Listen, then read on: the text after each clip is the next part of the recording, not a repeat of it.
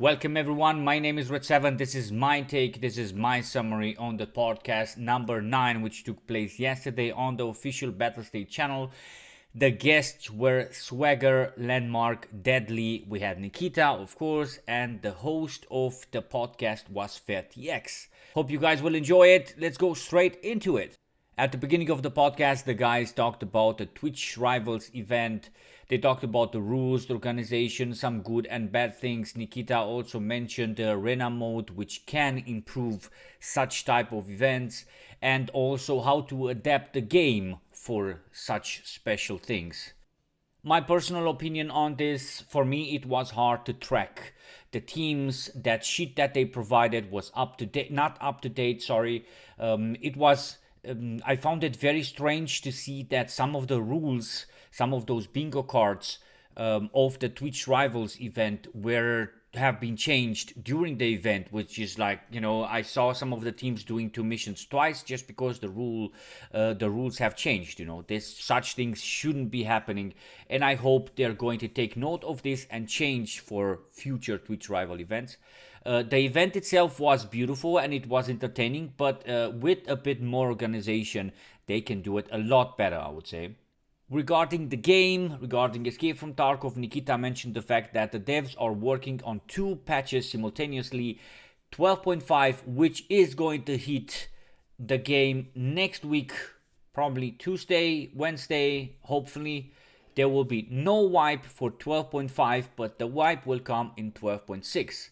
Regarding 12.5, the patch notes have been delivered already. I'm going to do a short video after this one where we will discuss the patch notes. The list with the patch notes, with additions, optimizations, fixes and so on, or changes is not very big because the guys or the patches 12.5 and 12.6 are focused mainly on optimizations, but these 2 patches will also have some content. As I said, the patch notes for 12.5 have been revealed. I'm gonna do a video, as I said. Quick heal system available via the Rapist, which means after the raid, if you got injured or so, you will have the option to patch yourself up by paying a small fee, I guess. And then that mechanic, that feature will have some data regarding where you got hit, probably what caliber hit you, and we will have to see. Then another very important feature coming with 12.5 is the sensitivity of scopes. That means when you are using the Voodoo, for example, and you're zoomed in, you will probably have the chance or the possibility to lower the sensitivity, because if not, you overshoot a lot and you cannot track your enemy, your target. Another feature we were all waiting for, in-game color correction. This is something very useful for players with certain disabilities. And not only, you will also be able to colorize the game a bit more and not rely on NVIDIA settings or on NVIDIA features. From starting with the 1st of May, the NVIDIA filters will be turned off and the NVIDIA highlights as well, because apparently the hackers were abusing or were using highlights and NVIDIA filters as gates to hack the game. No idea how this is done, but this is what Nikita stated. Then shortly after patch 12.5, which is going to be hitting the game next week, as I said, we're going to be having 12.6 focused mainly on optimizations, but also with some content. This patch, according to Nikita, is also ready but needs to be tested, so that's why it's going to take a bit longer.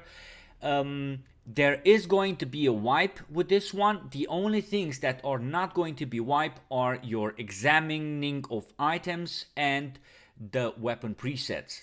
Everything else is going to be wiped. So this means we're going to start a wipe with the Overweight system from scratch, from zero, new missions, all the stuff. A very important feature in 12.6 will be the trading at the flea market will only be viable or doable with found in raid items. Yeah, this is a huge change in order to prevent hacking, to also prevent trades with real money, also to prevent buying from traders and reselling those goods or those items at the flea market, and this way abusing, exploiting, making a lot of money unfair. I cannot wait for something like this. I think this will be a game changer.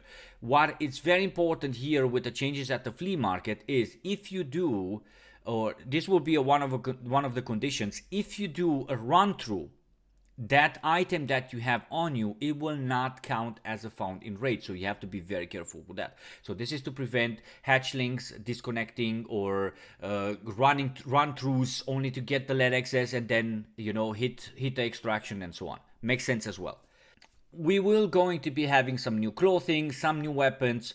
The dev started the work on changing the loot propagation table. We'll be having in 12.6, we will be having a revamp of customs with a revamp of the existing locations. We're going to be having new locations, some buildings, some buildings that we currently have in the game will be open, and there will be an open area. The devs are trying to connect the old gas station with the construction site. One of the new buildings, according to Nikita, will be Rishala's base. We don't know if Rishala is only going to be found there in this new building, or if he switches from dorms, new gas station, maybe checkpoint, and this new building that the devs are going to be adding. The dorms will probably also be reworked. We're going to be having new lighting, and Nikita said something about an underground level, maybe some tunnels underground or something like that. This all is coming in 12.6. The M1911 will also be available in 12.6, but some parts, some attachments of this gun will be available later. And starting with 12.6, we are going to be seeing a full customization of handguns. Nikita also mentioned the issue that we are currently having with hackers, and he stated that the devs, or BattlEye in this case, bans around 1,500 to 2,000 players daily. This previous month there were more than 50,000 bans.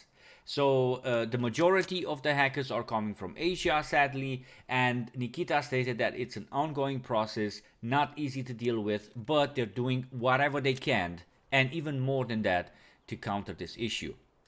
A first iteration of Steam Audio will probably be implemented in 12.6 or 12.7 according to Nikita. Nikita has been testing a Steam Audio module and it appears to be very precise. This is something that we need desperately because the sound positioning, it's sometimes so bad in the game.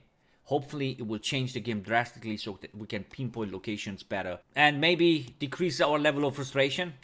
The guest panel also mentioned the new addition, the Overweight system. Nikita likes the idea of selecting the items you should be taking out of the raid with you.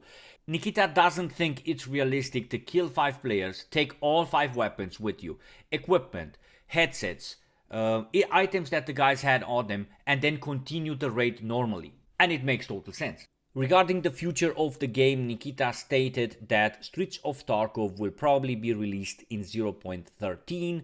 It will probably have around 40 players, and according to what we saw, according to the screenshots the devs provided, it is going to be having a helo as an extraction maybe, or a mean to extract some loot during the raid. Regarding the map itself, Nikita stated that this map is going to be something we have not seen in gaming. Huge map with a lot of buildings, a lot of loot, scav bosses, different or specific extractions, and a lot more. We cannot wait to see this one, but it's going to be available probably in 0.13, and we do not have a release date for that map. Who knows, maybe somewhere end of August, or I don't know. I'm just speculating. The Sharoline Boss, the Sanitaire, will probably be released in 12.7, but hints about him will appear in the next patches according to Nikita. He will be having special stimulants on him, some of them very, very powerful. He will be roaming Shoreline. We don't know if he's going to be foundable in Resort, for example, or maybe in the village, or maybe in both of the locations. Nikita didn't talk about this. We cannot wait to see him. Regarding the Cultists, Nikita didn't want to reveal their presence or their appearance. We don't know a date for them. Nikita didn't want to state in which patch. He wants us to be surprised by going a Shoreline night raid maybe and being attacked by a Cultist with a poisonous knife or whatever. We don't know anything about the Cultists, but the Cultists are going to appear in the soon future, I guess. Soon TM. We will also be having a USB pistol, actually 3 variants of the USB pistol in 12.7, which also uses the 45 ACP caliber. The Crease Vector, the UMP, and the N1911 will be introduced together, more than likely because of using this same caliber. In a distant future, we'll probably be having 7 to 8 thermals. The guys mentioned this issue with the thermals, I think it was Lvndmark, but Nikita is unaware, in my opinion, about the fact or about the issue that we are currently having on maps like Woods, for example, where thermals are completely ruining the sniper experience. Customizable plate carriers and armor plates will most likely come in 0.13 together with Stroots of Turkov, and the guys also mentioned the skills reworks starting with probably patch 12.7.